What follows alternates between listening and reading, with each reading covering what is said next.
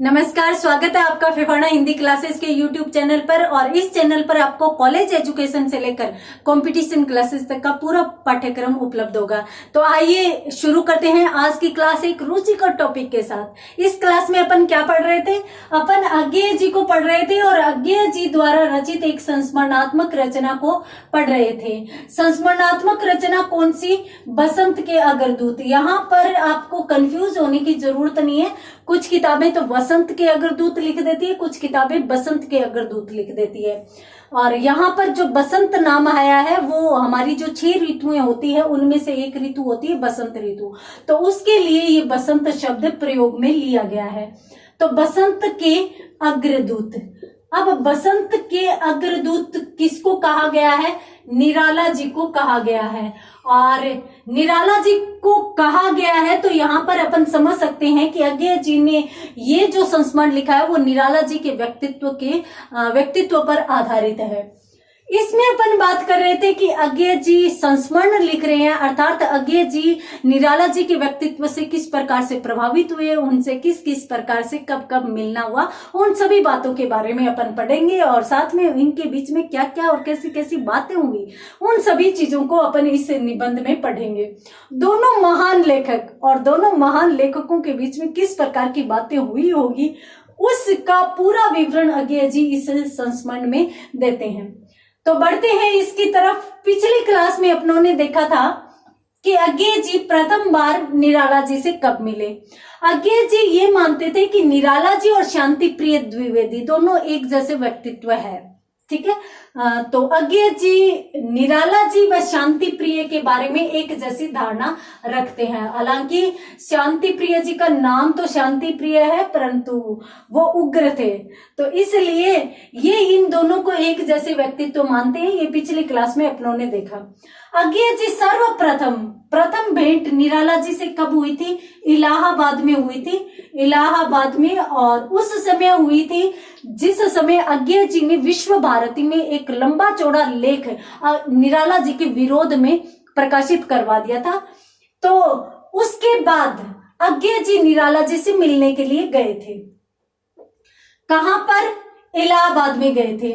और लेखक यूं लिखते हैं कि प्रथम दर्शन, अर्थात पहली बार मैंने उनको देखा।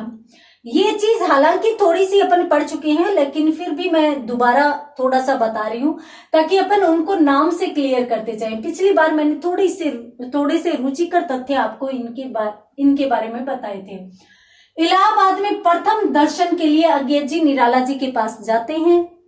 देहरी पर एक सिंकिया पहलवान थे जो बहुत ही चिड़चिड़े और क्रोधी से लग रहे हैं, जो तेज आवाज में पूछते भी हैं कि आप तो वही हो ना जिन्होंने विश्व भारती में निराला जी का विरोध किया है या निराला जी के लिए कटु बातें कही है।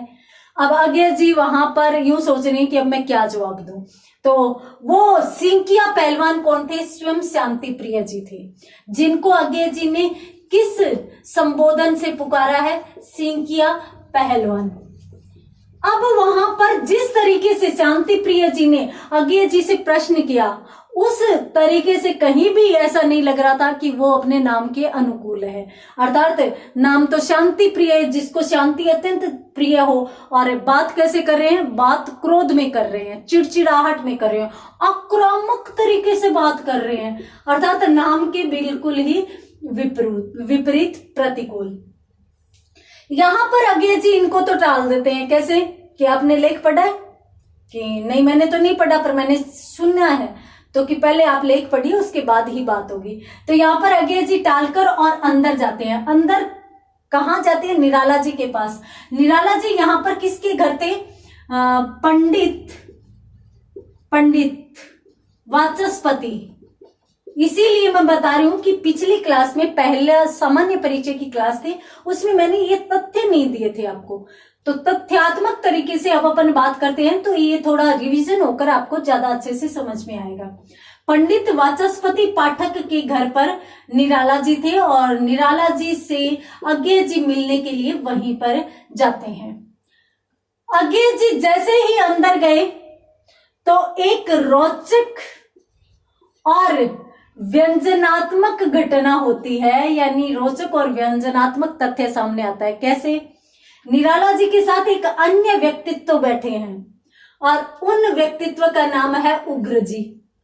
अब ये रोचक प्रसंग क्यों बनता है, व्यंजनात्मक प्रसंग क्यों बनता है? इसलिए बनता है, एक बार इस चीज को समझने के लिए अपन दूसरी बात देखते हैं। एक बनारसी दास चतुर्वेदी नाम से एक लेखक हुए हैं, बनारसी दास जी, बनारसी दास चतुर्वेदी। अब इन्होंने 1936 ईस्वी में निराला जी के विरुद्ध एक अभियान चलाया था, निराला जी के विरुद्ध अभियान चलाया था और इनका विरोध निराला जी के कुछ लेखों पर था। यानी निराला जी जितने भी कवि होते थे हमारे, वो विभिन्न प्रकार से जो विभिन्न पत्रिकाएं पत्र प्रकाशित होते थे तो उनमें अपने लेख लिखते रहते थे और लेख लिख लिख कर उनमें प्रकाशित करवाते रहते थे। तो निराला जी ने भी विभिन्न पत्र पत्रिकाओं में अपने लेख प्रकाशित करवाए थे और वो लेख बनारसी दास जी ने पढ़े तो बनारसी दास जी उनसे सहमत नहीं थे, इसलिए वो इनका विरोध करते थे। और इसी विरोध में इन्होंने विशाल भारत में और लिखना शुरू कर दिया था। विशाल भारत में एक विरुद्ध अभियान छेड़ दिया था, अभियान चलाया था।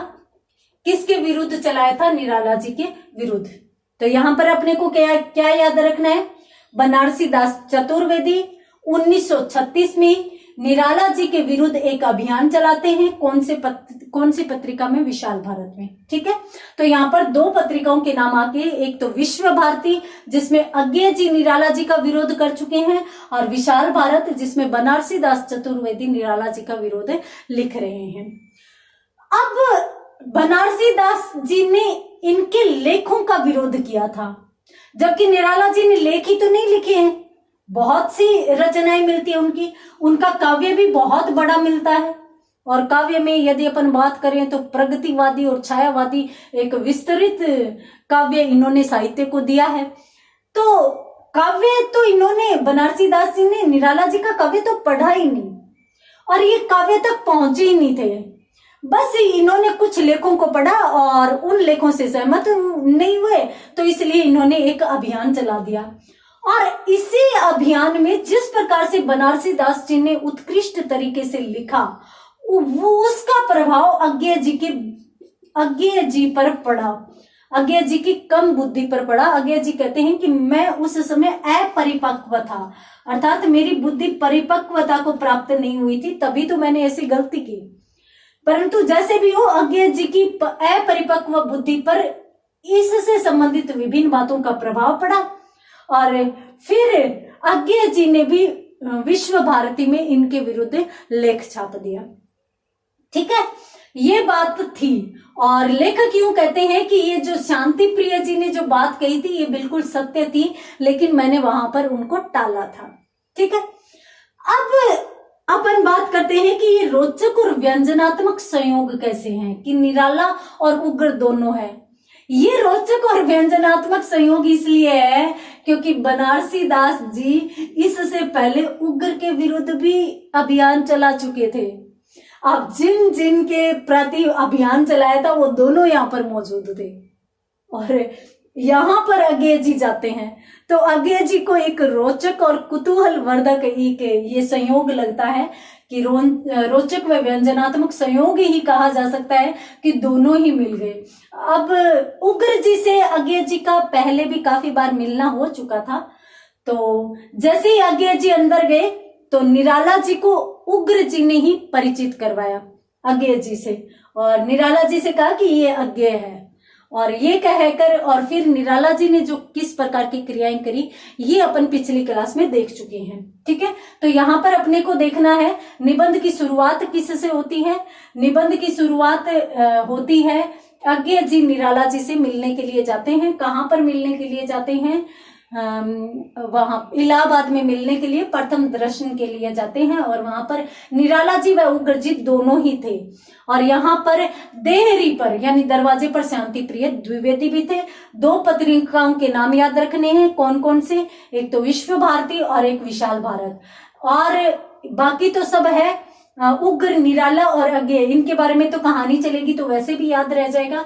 शांति प्रिय और बनारसी दास चतुर्वेदी, 2 व्यक्तियों के नाम याद रखने हैं। आपको ये भी ध्यान में रखना है कि बनारसी दास जी ने कुछ लेखों के आधार पर इनका विरोध किया था, अर्थात विरोध में अभियान चलाया था। ठीक है, अब इस चीज में और ये भी याद रख लेना कि अज्ञेय जी कहां पर मिले थे, तो इलाहाबाद में पंडित वाचस्पति पाठक के यहाँ पर अज्ञेय जी सर्वप्रथम निराला जी से मिले थे। हो गया। उसके बाद अपनों ने पढ़ा था, अभी यहां पर कौन है, अज्ञेय जी है, निराला जी है और इसके साथ साथ उग्र जी है, ये 3 है। और यहां पर अज्ञेय जी जैसे ही जाते हैं तो इन्हें नमस्कार करते हैं, इन्होंने सिर हिलाकर नमस्कार स्वीकार किया, बाद में इनसे परिचय करवाया। परिचय के बाद निराला जी इनको देखते हैं, ऊपर से नीचे तक पूरा देखते हैं और उसके बाद यूं कहते हैं कि डोल तो रामविलास जैसा ही है, रामविलास जैसा ही है। अब यहां तक पीछे की क्लास में अपन देख चुके हैं, कुछ तथ्य थे जो आपको बताने थे, वो इस क्लास में मैंने आपको बता दिए। निराला जी अज्ञेय जी के लिए कहते हैं कि डोल रामविलास जैसा है।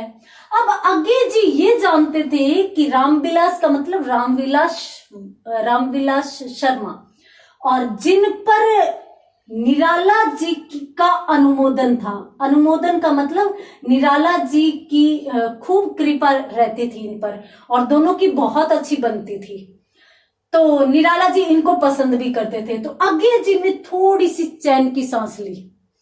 चैन की सांस कैसे ली, इन्हें यूं लगा कि जो मैंने लेख लिखा था उसकी बात यदि इन तक पहुंच गई है तो ये किस प्रकार का व्यवहार मेरे साथ करेंगे, तो इसलिए भी थोड़ा डर रहे थे, परंतु फिर भी एक महनीय कवि थे तो उनसे मिलना भी जरूरी था, तो इसलिए मिलने भी आ गए थे। तो इसलिए ये डर रहे थे, परंतु जैसे ही इन्होंने यूं कहा कि इन जैसा है तो इन पर तो इनकी कृपा है, थोड़ी सी चैन की सांस ली कि कहीं ना कहीं तो मैं निराला जी की कृपा का अनुमोदन पा सकता हूं, अर्थात कहीं ना कहीं कोई तो निराला जी की पसंद की चीज है जिसके जैसा मैं हूं, और इस आधार पर मैं थोड़ा सा तो निराला जी के समय पर पहुंच जाऊंगा, और यहां पर चैन की सांस ली।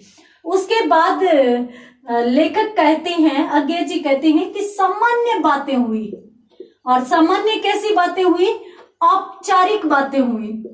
औपचारिक बातें कौन सी होती है, आपके पास किसी का फोन आया, अनौपचारिक बात तो होती है कि अपने हृदय को खोल कर रख दे, पता है आज मेरे साथ ऐसा हुआ, आज मैंने ये किया। और अनौपचारिक वो होती है, हाँ जी कौन है, नहीं अपन जानते भी हैं तो भी कैसे हो, क्या कर रहे हो, क्या स्पेशल था, बस। यानी औपचारिक से 2-4 क्वेश्चन होते हैं अपने पास जो परमानेंट होते हैं और उन्हीं को अपन सबके लिए प्रयोग में कर देते हैं। कोई जो अपना अभिन्न होता है, अपना कोई बहुत अच्छे रिश्तेदार या कोई अच्छा मित्र होता है, उसके प्रति अपन हृदय की बातें करते हैं। तो उसी प्रकार से अज्ञेय जी जब निराला जी से मिले तो औपचारिक बातें हुई। औपचारिक कैसी बातें हुई, कैसे आना हुआ, कैसे आना हुआ, क्या कर रहे हो आजकल, इस प्रकार की सामान्य बातें हुई। और सामान्य बातें हुई तो अज्ञेय जी और निराला जी आपस में बात कर ही रहे थे। इसी समय उग्र जी कहते हैं, गिलास की तरफ इशारा करते हुए, मैंने पिछली क्लास में आपको बताया था कि 2 अध भरे गिलास थे, दोनों के हाथों में अध जली सिगरेट थी। तो उग्र जी गिलास की तरफ इशारा करते हुए और अज्ञेय जी से कहते हैं, लोगे क्या? तो अज्ञेय जी ने कहा कि नहीं जी मैं नहीं लेता, और जैसे ही यूं कहते हैं नहीं लेता तो उग्र जी कहते हैं शराब है, शराब है।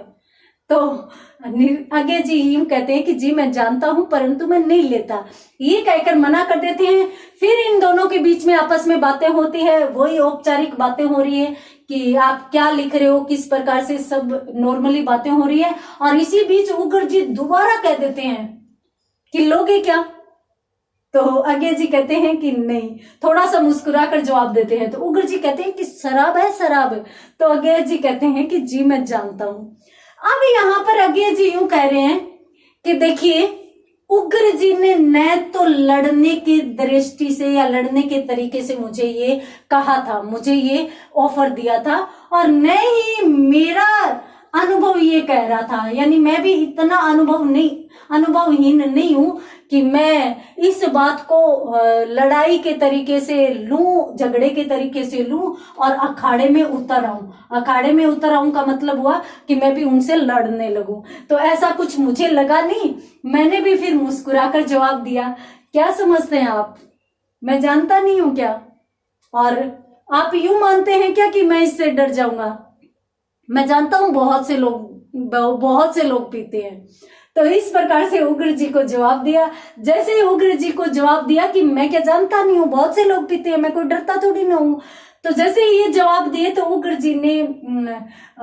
जी तो शांत हो गए और निराला जी थोड़े से मुस्कुराए। यहाँ पर निराला जी थोड़े से मुस्कुराए और उसके बाद है वो अज्ञेय जी ने खड़े होकर जाने की अनुमति मांगी कि अब मुझे चलना चाहिए। अब अज्ञेय जी अनुमति मांग रहे हैं तो निराला जी फिर सामान्यतः यूं कहते हैं कि ठीक है, कोई बात नहीं, परंतु आगे जब भी कभी मिलना होगा तब आपसे कुछ सुनेंगे। कुछ सुनेंगे का मतलब ये भी लेखक है, ये भी लेखक है। तो निराला जी यूं कह रहे कि जैसे बात हुई तो पता चला कि ये भी एक लेखक है, हिंदी में कुछ लिख रहे हैं, तो इनकी भी उत्सुकता थी कि इनसे सुने, परंतु आज तो माहौल ही नहीं था। ये दोनों मित्र थे, महफिल जमी हुई थी। तो सामान्यतः औपचारिक बातें करके और जब अज्ञेय जी ने अनुमति मांगी तब इतना कहा कि जब भी आगे मिलेंगे तब आपसे कुछ न कुछ सुना जाएगा। परंतु अज्ञेय जी ने जवाब में यूं कहा कि जी मेरी इच्छा तो यही है कि मैं आपसे कुछ सुनूं। और ये कहकर और अज्ञेय जी वहां से निकल आते हैं और इसी के साथ प्रथम घटना या प्रथम दर्शन कंप्लीट होता है। और यहाँ पर अज्ञेय जी यूं कहते हैं कि मैं भी चैन की सांस ले रहा था। मैं चैन की सांस क्यों ले रहा था? मैं इसलिए चैन की सांस ले रहा था कि अगर तुरंत मुझे कुछ सुनाने के लिए कह देते तो मैं क्या करता, क्योंकि अज्ञेय जी से पहली बार मिले हुए हैं। जब भी आप किसी से बहुत ज्यादा प्रभावित है, उनसे पहली बार मिलेंगे तो थोड़े से आप भावुक होंगे, थोड़े से डरे हुए होंगे। और अज्ञेय जी तो इसलिए भी डरे हुए थे क्योंकि वो विरोध कर चुके थे। तो फिर अज्ञेय जी ने चैन की सांस ली कि तुरंत कुछ सुनाने को नहीं मिला। परंतु आगे क्या होता है देखेंगे अगली क्लास में। तब तक के लिए धन्यवाद।